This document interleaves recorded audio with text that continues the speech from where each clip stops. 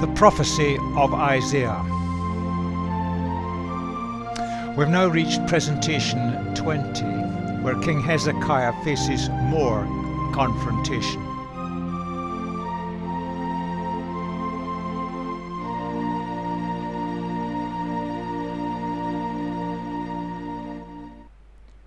We've seen in past presentations how the people of God, the people of Judah, were being faced with attacks from empires and nations all around.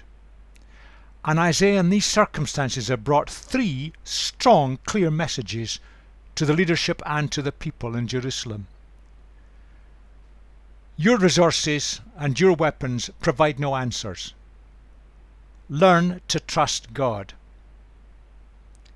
But remember, people groups that persist in attacking the people of God, in due time they will face inevitable consequences for their actions, but leave it to God.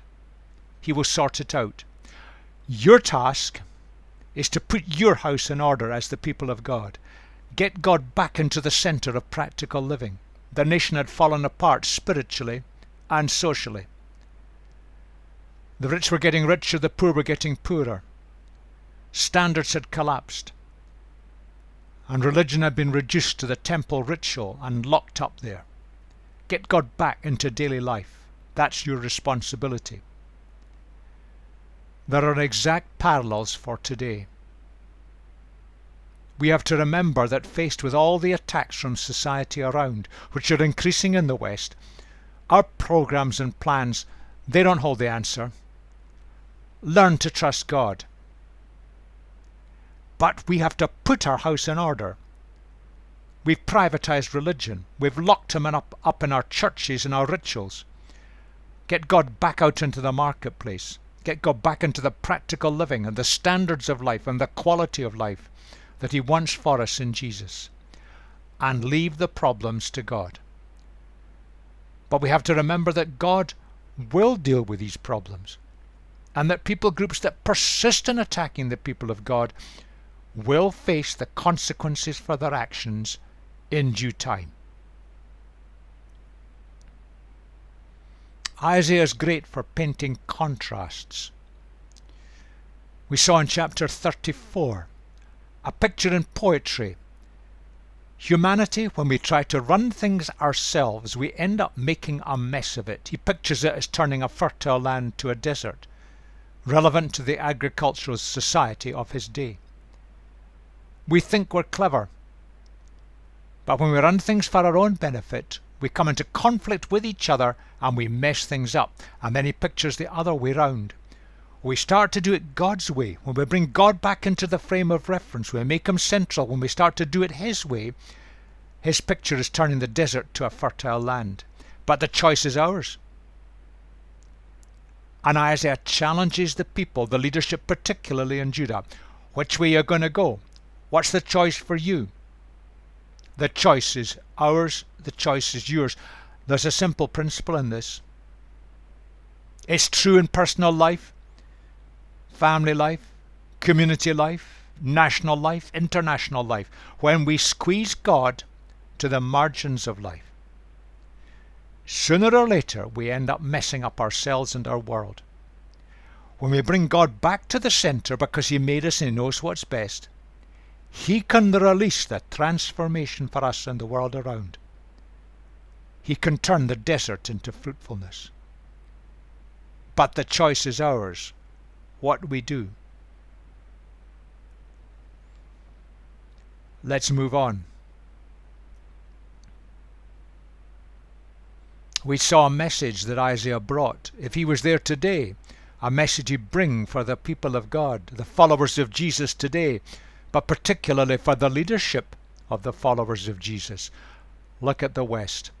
Look what we've done. We've locked God up in our buildings and in our rituals. We think if we do it right, in the right way, all will be well. That's what the people of Judah thought. It didn't work then, doesn't work today, and that's the result. The figures are stark in the West today. Yes, there are some groups, newer, smaller groups that are thriving, But numerically, the drop in the big groups is so large, and we're losing influence as a result. And our societies are steadily drifting away from the ways of God. We're to blame because we've pushed God to the margins of life. We've locked God up. We've locked Jesus up in our buildings and rituals. We've not brought him into life and into the quality of life. And our behaviour and lifestyle has often been far from what should have been in Jesus. Yes, the media revel when they find leadership abusing children, and that has happened far too often. But the whole community of the people of Jesus, we've been tarred with the same brush. We've been brought down. And this is how society sees us. This is what we're being told through the media incessantly.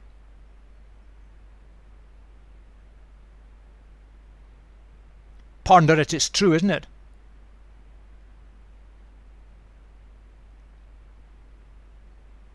And implicitly what society is saying is, all religions are just human inventions, and your God, he can't help you. We've got the answers, society says. We know what's best. And you've got little power and influence. And that's true.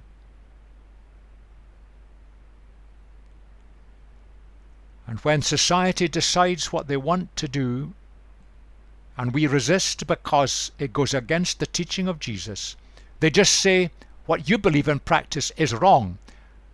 And now people, followers of Jesus, are being denied positions in public life because they won't compromise. Because society is just pushing us around. And it's determined to force us to do what it demands. We are being faced with parallel situations to those faced by the people of Judah so long ago. And Isaiah would bring us the same messages today.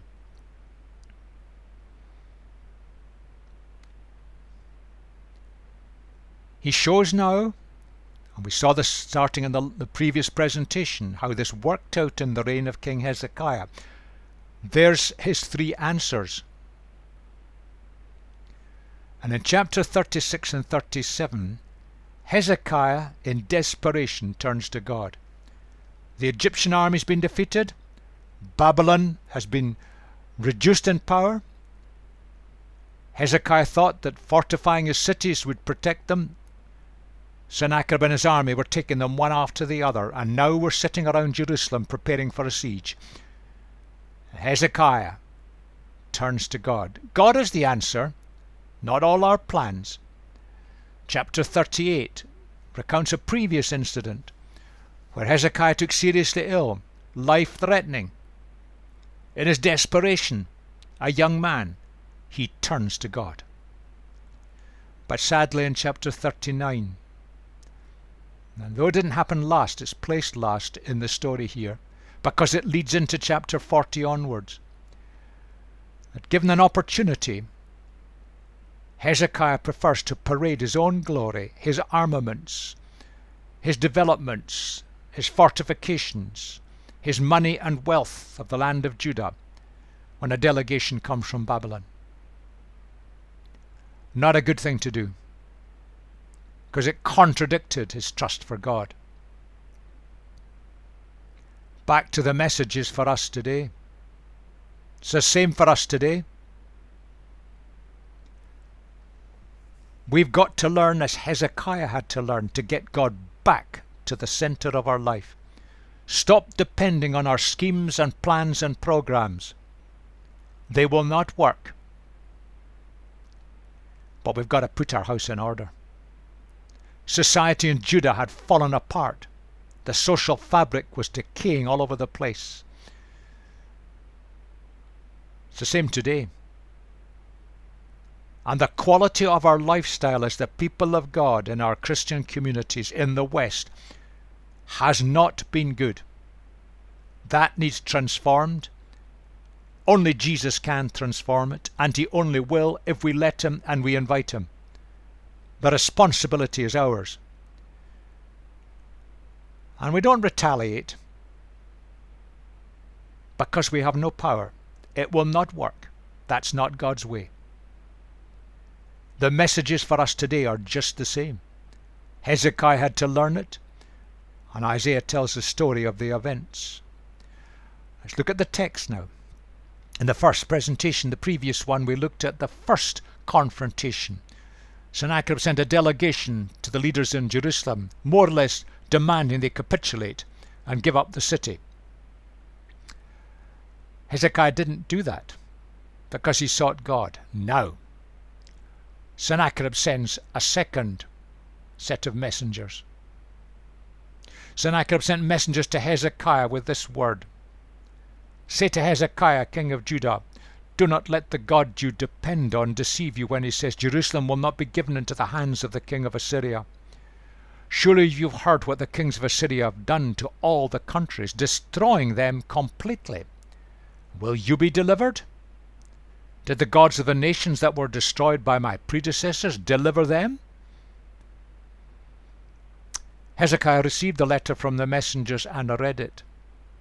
Then he went up to the temple of the Lord and spread it out before the Lord. And Hezekiah prayed to the Lord, Lord Almighty, the God of Israel, enthroned between the cherubim, you alone are God over all the kingdoms of the earth. You have made heaven and earth. Give ear, Lord, and hear. Open your eyes, Lord, and see. Listen to all the words Sennacherib has sent to ridicule the living God. It's true, Lord, that the Assyrian kings have laid waste all these people and their lands. They have thrown their gods into the fire and destroyed them, for they were not gods, but only wood and stone, fashioned by human hands. Now, Lord God, deliver us from his hand, so that all the kingdoms of the earth may know that you, Lord, are the only God. Faced with the demands, you have no chance against me, since Sennacherib. Look what my country has done to everyone else. Do you think your God's going to help you? None of the other gods were able to do it. Just give up. But Hezekiah takes this bad news, this threat, lays it before God, and prays. At this stage in his life, Hezekiah's reputation had been undermined by the delegations from Sennacherib. His confidence was shattered. His fortifications, his dependence on the relationship with Egypt and Babylon, fallen apart. His city was surrounded. He found his resources were useless, because the armaments and resources of the Assyrians were far superior. Humanly, that was inevitable. It was just a matter of time before the city fell. He knew that the brute force of the Assyrians, and it was violent brute force, they revelled in butchery. It had always won in the past. But despite all that, Hezekiah, a good man, he was still hanging on. Hanging on by his eyelids perhaps, but hanging on.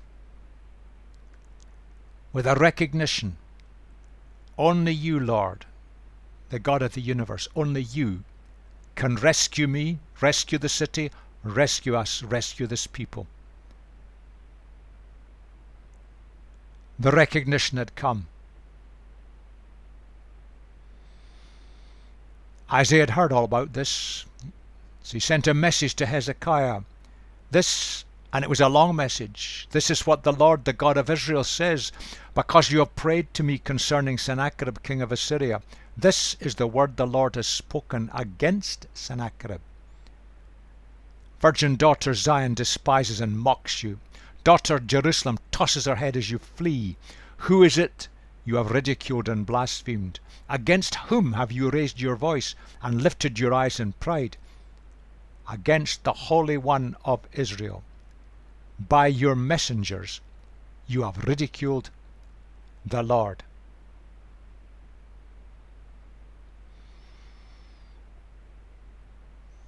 It's blunt. Judah was a small nation. Resources were limited. It had no chance, humanly speaking. And yet it would see Sennacherib and his army fleeing. You can't mock God without there being consequences in the end of time. You can't bring Jesus down and mock Jesus without there being consequences in due time. It's a message that political masters in the world who've tried to suppress Christianity have never learned. And it's a message that in the Islamic world they have never learned. For the more they attack, the more people turn to follow Jesus. It's happening in front of our eyes today, albeit ignored by the media. God is the God of the universe. And Sennacherib had mocked the Lord of the universe. He thought that his own power was greater. And there are in the societies of the West today people in powerful positions who think they know more than God, that God is just a make-believe of human invention. They are mocking God, and they are mocking the followers of God. They are mocking the followers of Jesus. They cannot and will not win in due time. Isaiah goes on, and you have said, speaking as it were to Sennacherib, with my many chariots have ascended the heights of the mountains, the utmost heights of Lebanon. Have you not heard, says Isaiah? Long ago I ordained it. He's speaking the voice of God. In days of old I planned it, now I have brought it to pass, that you have turned fortified cities into piles of stone. Their people drained of power are dismayed and put to shame. They're like plants in the field, like tender green shoots, like grass sprouting on the roof, scorched before it grows up. But I know where you are, and when you come and go, and how you rage against me. Because you rage against me, and because your insolence has reached my ears, I will put my hook in your nose and my bit in your mouth, and I will make you return by the way you came. Sennacherib ran his army with horses and chariots. He developed this way ahead of the technologies of the people around. And Isaiah paints a picture of a horse with the hook in its nose and the bit in its mouth, now having to do what it was told by someone who was far greater than Sennacherib. It's as if God was saying to Sennacherib, you thought you were all powerful and you could do what you wanted. Remember this, you only won the victories in the past because I let you, but now you've gone far, far too far.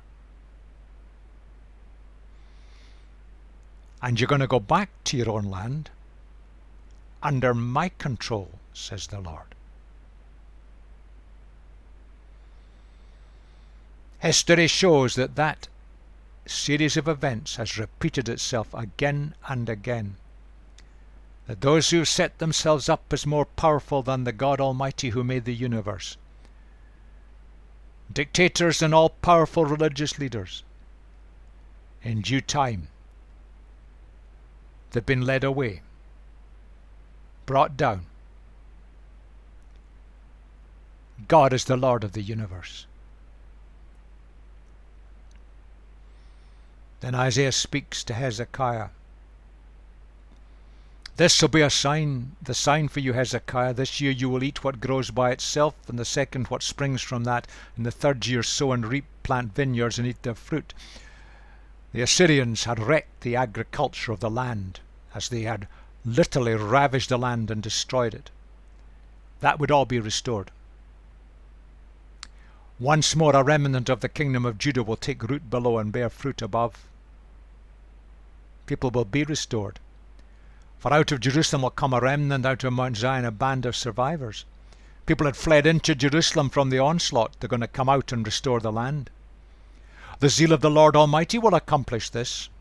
It's not your armaments, not your weapons, not your planning, not your forming alliances with Egypt or Babylon.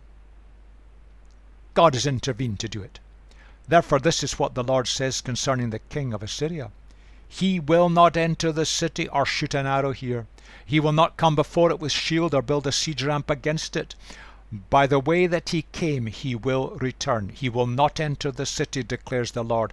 I will defend the city and save it for my sake and for the sake of David, my servant.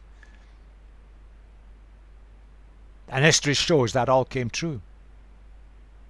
It's even recorded in the Assyrian records that they failed to take Jerusalem and went back home. Isaiah paints a picture for Hezekiah that the agriculture, that's the basis of the life of the people, would be restored. The people who were caught and fled into the city, they will restore the land again. Sennacherib will not take the city. He will have to slink back home. And how did this happen? Nothing to do with Hezekiah's plans. Nothing to do with his fortifications or his store of armaments. Nothing to do with his negotiations with Egypt or Babylon or any other nation around about. It's because they trusted God. Hezekiah learned to trust God. God can defend the city and its people. Many suffered, but the people of God went on.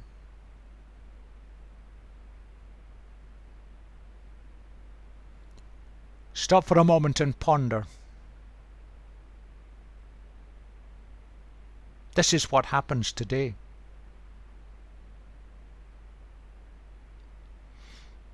In the world there are many religions. They generate their own gods. Their gods are represented by physical things or by systems. So objects are revered. Systems and rituals are honored.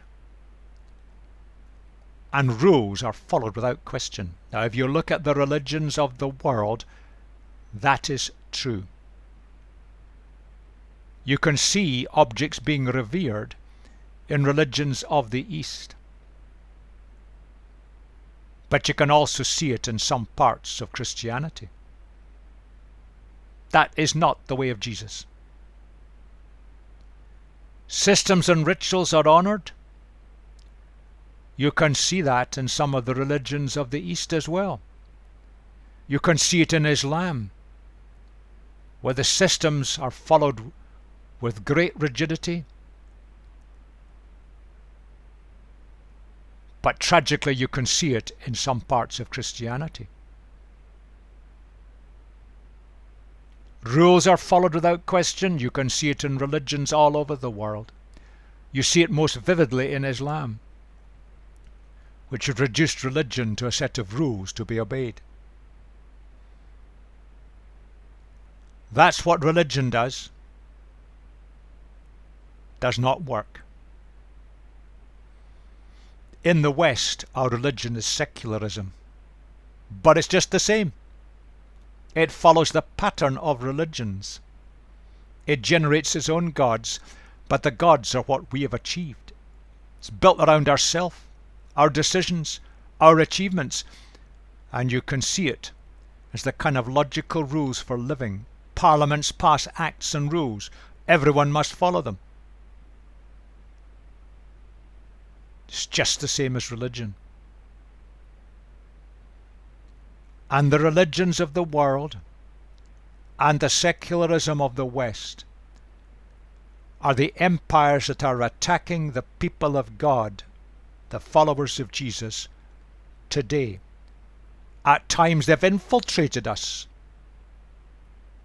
and we've gone adrift. We need to put our house in order. But it's exactly the same. The parallels with the days of Isaiah are very clear.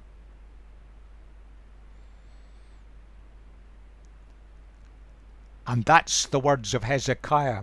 And maybe we should take these today as the people of God. Lord Almighty, the God of Israel, enthroned between the cherubim, you alone are God over all the kingdoms of the earth. You have made heaven and earth. Give ear and hear. Open your eyes and see. Listen to all the words Sennacherib is sent to ridicule the living God. Religion any and every religion ridicules the living God, whatever it might claim. The way of Jesus places God on the throne of life, brings God back into the center of living, into the marketplace of our being. That's what Isaiah would call us to do, to put our house in order as the people of God in the West particularly. We're facing empires. We're facing battles. We're facing attacks from all around throughout the world. And our cry should be to God, listen to all the words these systems are sending up to ridicule the living God, the way of Jesus, the nature of Jesus.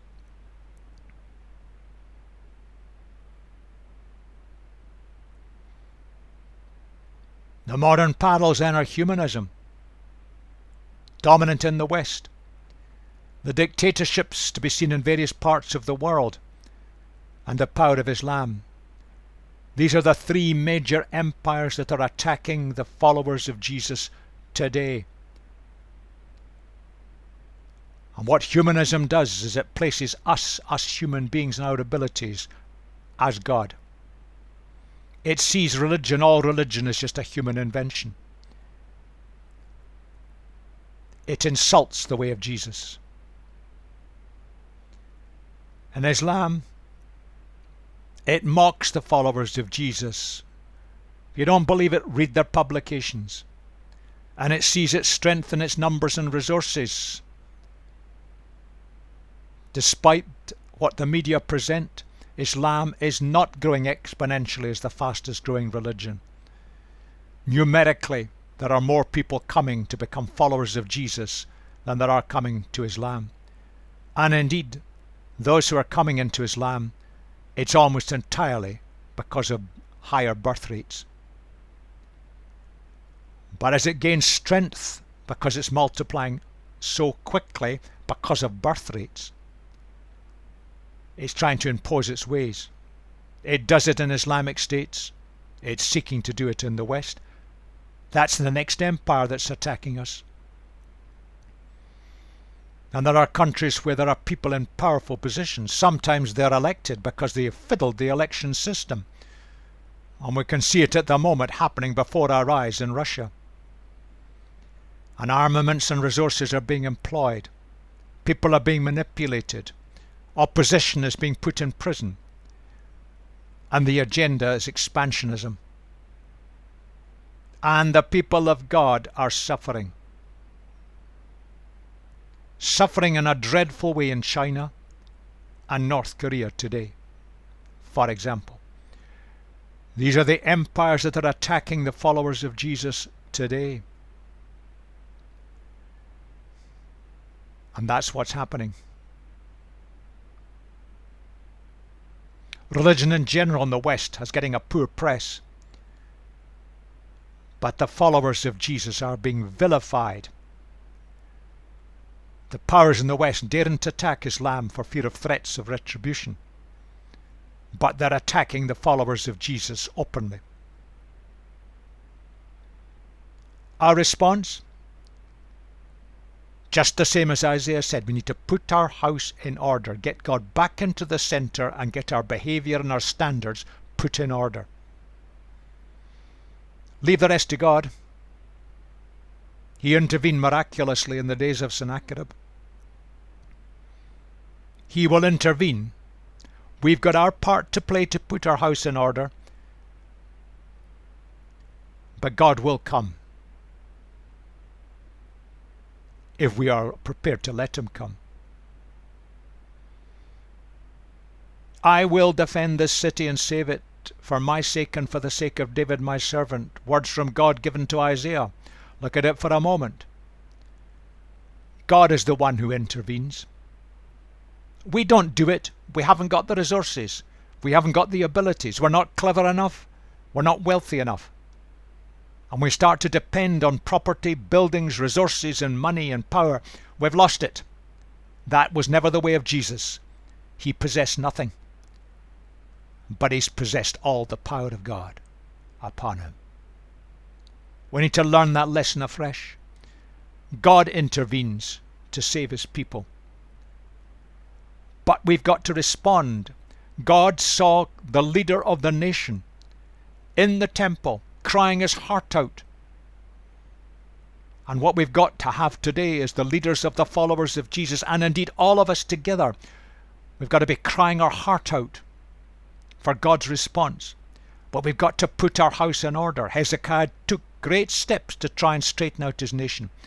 Tragically, it was resisted and reversed, and eventually reversed completely by his son. But we've got to respond. We've got responsibilities. God's reputation is at stake. And God's reputation rests in you and me, in how we live, what we do, what we say, how we behave. God's reputation is being dragged through the mud in the West today. The reputation of Jesus is being mired in the Islamic world and the communist world, in the world of dictatorship. God's reputation is at stake. We have a part to play. That is true. Many followers of Jesus today are being attacked and suffering miserably. In some countries they're treated as second-class citizens, denied equality before the law, denied equality in education, denied equality in the opportunities of life and jobs, denied to serve in many areas of public life completely. And it's beginning to creep in the West. But we've got to recognize we've messed up. We've got to put our house in order. We've made so many serious mistakes. Until the leadership of God's people, and indeed all of God's people, we come together and we come humbly before our God, admit the mess we made of things, and take a decision to put things right and ask God's help to do it. We're not even at the starting line. Today God's reputation is being mocked. Jesus has been dragged through the mud. We've got to put our house in order. Then God will intervene.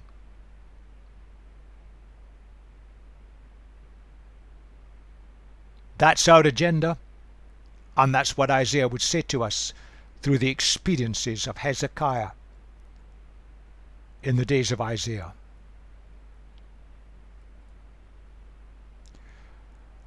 Let's move on. What happened? The angel of the Lord went out, put to death 185,000 in the Assyrian camp. When the people got up the next morning, they were all the dead bodies. So Sennacherib, king of Assyria, broke camp, withdrew. He returned to Nineveh, his capital, and stayed there.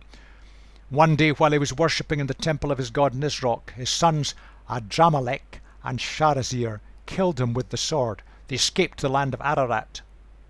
And Esarhaddon, his son, and other sons succeeded him as king.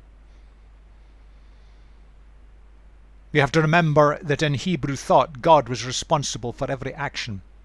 When it says the angel of the Lord, it really means God went out and did it. You also have to remember that counting systems didn't exist in the way we know it in the West today.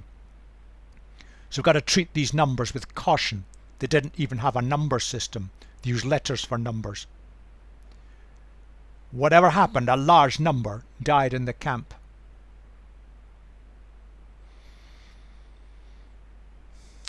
He had to withdraw. He never ever attacked Judah again. And it was about 20 years later he was assassinated by two of his sons. Another son who wasn't involved took over the leadership of Assyria. Ignominious end for a man who set himself up as greater than God. We don't know exactly what happened. The army was decimated by something, perhaps by a plague. It's interesting that many centuries later, a historian, a reputable historian, refers to such a plague attacking Sennacherib's army, but he has it in a different location. So maybe there's something in that story. But let's not speculate. Sennacherib was forced to withdraw. The city was spared. The people of God were spared. They could rebuild their nation. And Sennacherib never was able to attack again, and he came to an ignominious end. These are the great messages from this. Those who stand against God and mock the God, those who parade themselves as bigger and better than God, more powerful, sooner or later they're brought down.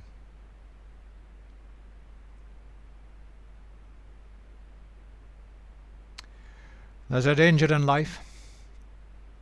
It happened to the leadership of Assyria. It's happened down through the centuries. It's happening today before our eyes. We see elements of it on our television screens.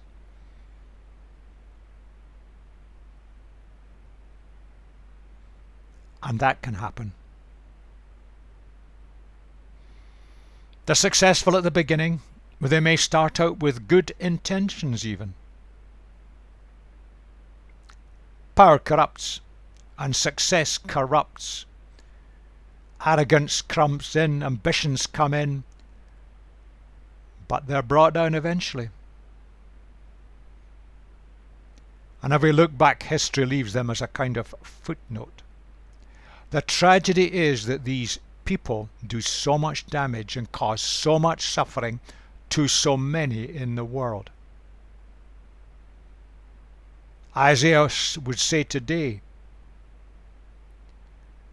leadership in the world today that sets itself up against God and mocks God, thinks it's greater and more powerful than God, or that there is no God, it's all a human invention. That will lead to human pride, and human pride will bring it down. And if we look at history, it's happened again and again. History does never say that it was the action of God. God's behind the scenes. It's almost an inevitability. God's built it in. Overweening power overstretches itself, and eventually the whole thing falls apart. You can see elements of that happening in the Middle East before our eyes today. People who are dictators in powerful positions have overstretched themselves. Things start to fall apart. Tragically, so many hundreds of thousands, maybe millions, suffer in the process. But these people are brought down. And we look back on them and we see them as a failure.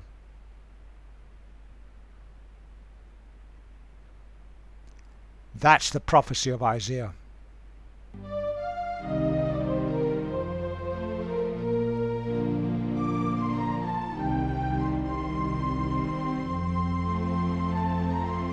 Next presentation we're going to look at Hezekiah's failure. We've seen something of his success, but now his failure, and this leads into the need for a better way, which is the theme of the rest of the book.